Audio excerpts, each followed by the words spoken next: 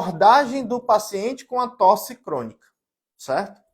O que é uma tosse crônica, pessoal? É aquele paciente que está tossindo há mais de 8 semanas. O paciente que tosse há mais do que 8 semanas, ele tem uma tosse crônica. E aí, pessoal, existe aqui algumas formas da gente raciocinar, certo? Eu gosto de raciocinar, principalmente aqui no contexto de uma tosse crônica, em termos de epidemiologia, certo, pessoal? Por quê? Porque eu vou em cima daquilo que é mais comum. Por exemplo, quais são as 3 principais causas de tosse crônica? 80% dos pacientes têm uma dessas 3 patologias. Ou é asma, ou é doença do refluxo gastroesofágico, ou é um gotejamento pós-nasal, secundário a um quadro de rinocinusite, seja uma rinocinusite alérgica, seja uma rinocinusite bacteriana, certo? Então, quais são as 3 principais causas de tosse crônica? Asma, doença do refluxo gastroesofágico e gotejamento pós-nasal. É exatamente por isso, pessoal, que na hora que eu estou diante de um paciente com tosse crônica, eu já vou perguntando. Teve sintomas nasais lá no começo? O nariz estava escorrendo, estava espirrando? Tinha obstrução nasal? Teve alteração na garganta? Tinha dor na garganta? Neste atual momento, você está com dor na cabeça? Está com dor aqui na região frontal? Quando baixa a cabeça, sente uma sensação de peso? A sua tosse piora quando você se deita, para eu lembrar lá do tal do gotejamento pós-nasal? Se o paciente responder sim para essas perguntas, pessoal, está dado o diagnóstico. É um gotejamento pós-nasal, é uma rinocinusite, seja alérgica ou seja bacteriana. Ao mesmo tempo que, como eu lembro da asma, eu já vou perguntando, você tem quadros alérgicos? Você tem muita rinite? Você tem muita alergia à poeira? Você, quando era criancinha, tinha crises de falta de ar, de chiado no peito? Você tem dermatite atópica? Os seus familiares, seu pai e a sua mãe são muito alérgicos? Se ele estiver me respondendo sim para essas perguntas, pessoal, e principalmente se além da tosse, esse paciente tiver uma dispneia, se esse paciente tiver sibilância, tiver roncos expiratórios, se esse paciente tiver uma opressão torácica, está dado o diagnóstico, pessoal, é um quadro de asma. Certo? Por quê? Porque eu lembrei da epidemiologia, eu lembrei das principais causas de uma tosse crônica. Se esse paciente, a tosse piora depois que ele come, se esse paciente tem uma mania de beber líquidos junto com a alimentação, se esse paciente gosta de se deitar depois que se alimenta, se associado a essa tosse ele tem uma epigastralgia, ele tem uma pirose, ele tem uma regurgitação ácida, esse paciente é obeso ou andou ganhando peso recentemente, ou seja, está na cara que a causa dessa tosse, muito provavelmente, é o quê? É uma doença do refluxo gastroesofágico. Ou seja, pessoal, quais são as 3 principais causas de tosse crônica? Asma, doença do refluxo gastroesofágico e gotejamento pós-nasal no contexto de uma rinocinusite, seja ela alérgica, seja ela bacteriana, certo? E aí, pessoal, a gente pode esticar um pouquinho mais, né? A gente pode esticar um pouquinho mais. Como, por exemplo, quais são as 7 principais causas de tosse crônica? Eu falei das 3, né? Eu falei das 3, mas agora eu posso falar das 7. Quais são as 7 principais causas de tosse crônica? As 3 aqui você já sabe, né? Asma, doença do refluxo, gotejamento pós-nasal, certo? Outra causa clássica, pessoal, de tosse crônica, na verdade eu posso falar aqui de 8, porque além do gotejamento pós-nasal, entra aqui algo semelhante, que é uma tosse pós-infecciosa. Muitas vezes o paciente ele não evoluiu com uma rinocinusite, mas ele teve uma IVAS há algumas semanas atrás e essa IVAS simplesmente persistiu com o quadro de tosse. É a famosa tosse pós-infecciosa, que é uma outra causa clássica de tosse crônica. Talvez seja a 4ª em termos de prevalência, né? Gotejamento pós-nasal, asma, doença do refluxo gastroesofágico e tosse pós-infecciosa, certo? Então, essa é a 4ª. Qual é a 5ª, pessoal? Qual é a 5ª principal causa de tosse crônica? Aqui é clássico, pessoal, é o paciente com a bronquite crônica, é um paciente com DPOC.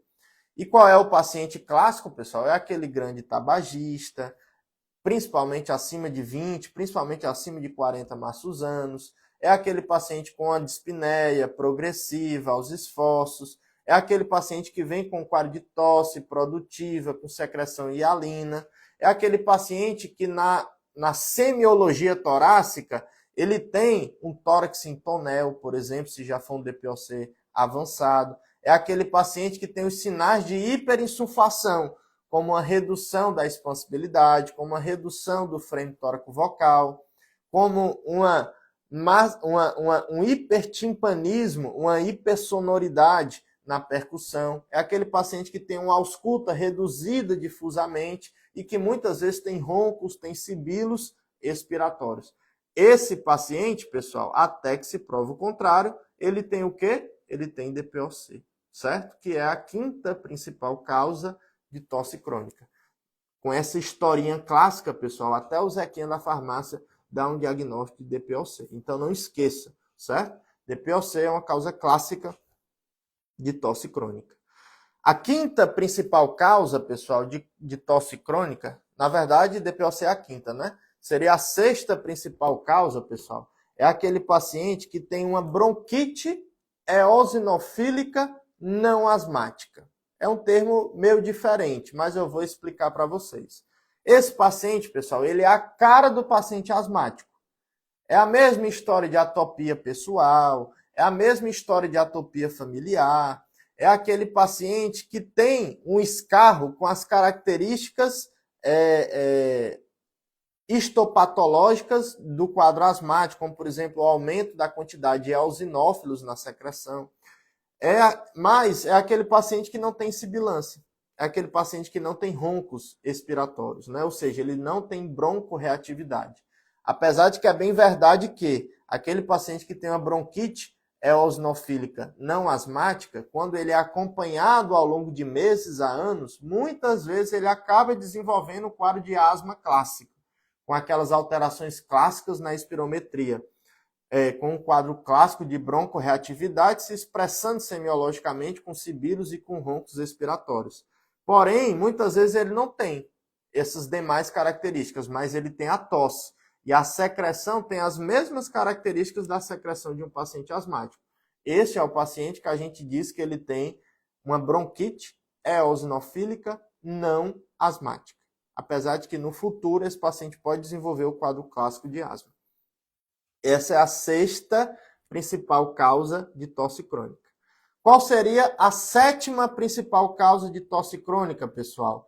É aquele paciente que está usando IECAS, né? O tal do captopril, do enalapril, do ramipril, do lisinopril, ou seja, os pril, né? Os inibidores da ECA, pessoal, eles podem causar também uma tosse crônica, porque às vezes o paciente demora a procurar o médico. É uma tossezinha que não incomoda tanto, né? O paciente tem ali uma vida ativa, não tem tanto tempo, não se preocupa tanto, porque não atrapalha a qualidade de vida do paciente, não atrapalha a funcionalidade dele, ele demora a procurar. E quando procura, já tem uma tosse crônica, né? Então é por isso que os IECAS também são colocados aqui como uma causa de tosse crônica, né, pessoal? E vocês devem lembrar muito bem aqui da fisiopatologia, né? A ECA, que é a enzima conversora de angiotensina, né? Que quando inibida, diminui a produção da angiotensina, que é uma substância vasoconstrictora, e é por isso que essas medicações, né, portanto, são vasodilatadores e, portanto, são utilizados como antihipertensivos. Essa é a fisiopatologia, né, da ação da droga. A mesma ECA, né, que inibe, que converte, que produz a angiotensina 2, essa substância ela também degrada a bradicinina. E aí, como você está inibindo a ECA, você inibe a degradação da bradicinina. E o acúmulo de bradicinina a nível do parênquima pulmonar é o que leva ao quadro de tosse, né? Então, essa é a fisiopatologia da tosse, que pode estar presente em até 10% dos pacientes que iniciam o uso de um IECA. Em até 3 semanas, eles costumam iniciar o quadro de tosse. Ou seja, não tem sentido eu pensar que a causa de tosse crônica de um paciente é o uso de um IECA se ele já usa essa medicação há anos, pessoal. Dificilmente. Geralmente, um paciente que tem uma tosse por conta de um IECA, ele desenvolve a tosse em até 3 semanas do início do uso da medicação. Essa é a sétima causa de tosse crônica, em termos epidemiológicos. Vamos relembrar? Doença do refluxo gastroesofágico, asma, crise de asma, gotejamento pós-nasal, tosse pós-infecciosa, DPOC, doença pulmonar obstrutiva crônica, bronquite eosinofílica não asmática, e o que eu acabei de falar, que é o uso do IECA, né? Essas são as 7 principais causas de tosse crônica. Eu vou falar para vocês agora a 8ª, né? Qual é a 8ª? São as bronquiectasias, certo? As famosas bronquiectasias. Qual é a historinha clássica? É aquele paciente que teve infecções recorrentes no passado, ou aquele paciente que teve um quadro infeccioso pulmonar grave, como eu vi assim de uma maneira absurda na época do Covid, né? Cuidei de muitos pacientes com Covid, e naquela época nós víamos muitos pacientes que saíam do quadro grave de Covid, mas desenvolviam quadros de bronquiectasias, né? Ou seja, o que é que deve nos fazer lembrarmos das bronquiectasias? Ou infecção grave no passado, ou infecções recorrentes no passado, que é que gera o dano estrutural, né, ali no parênquima pulmonar, ao ponto de gerar uma bronquiectasia. E classicamente esses pacientes apresentam o quê, pessoal? Uma tosse produtiva, uma grande quantidade de secreção e boa parte das vezes secreção cronicamente purulenta, certo? Porque esses pacientes são cronicamente colonizados por algumas bactérias, como classicamente a tal da Pseudomonas, certo? Então, bronquiectasia, pessoal, a gente deve lembrar em quem tem infecções recorrentes no passado, quem teve uma infecção grave pulmonar no passado, num paciente que tem tosse produtiva com secreção em grande quantidade, secreção na maioria das vezes purulenta, e bronquiectasia também acomete a pequena via aérea, portanto também é uma causa de sibilos e roncos expiratórios, certo? Então isso é o que nos deve fazer lembrar de bronquiectasias. Por conta dessa questão de infecções recorrentes, né, às vezes a gente lembra de condições que levam à imunossupressão, como doenças raras, né, pessoal? Vou esticar aqui um pouquinho a baladeira, como, por exemplo, imunodeficiência comum variável, que é o paciente que tem carência de imunoglobulina e, por conta disso, tem infecções respiratórias recorrentes. Os pacientes que têm fibrose cística, né, que também, por conta ali das características da viscosidade da secreção, tem dificuldade de colocar a secreção para fora, acumulam secreção e então tem infecções recorrentes.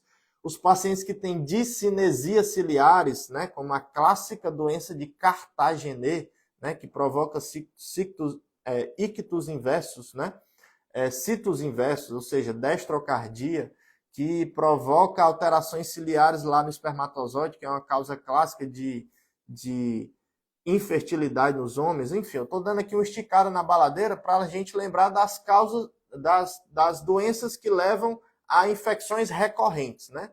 Como as imunossupressões, né? Como a imunodeficiência comum variável, como a fibrose cística, como, por exemplo, as doenças ciliares, né? Como a clássica discinesia ciliar primária, também chamada de síndrome de Cartagenet.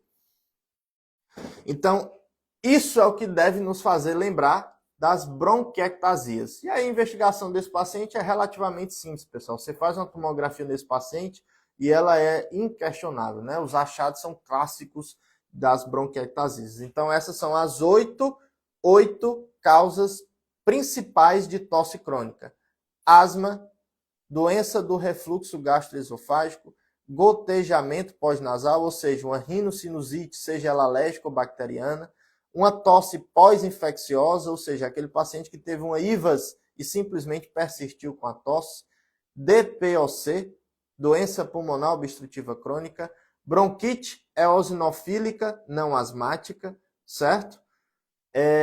O que mais? Uso dos IECAs, dos inibidores da enzima conversora de angiotensina, captopril, enalapril, os demais pril. E a oitava causa, as bronquiectasias, certo? Então, se você estiver diante de um paciente, pessoal, com uma tosse crônica, é improvável que ele não tenha uma dessas 8 patologias, certo? Por quê? Porque essas são as principais, são as mais comuns. E é assim que eu raciocino quando eu estou diante de um paciente com tosse crônica. Eu vou lembrando dessas principais causas, né? E vou fazendo ali questionamentos para ver onde é que o paciente se encaixa.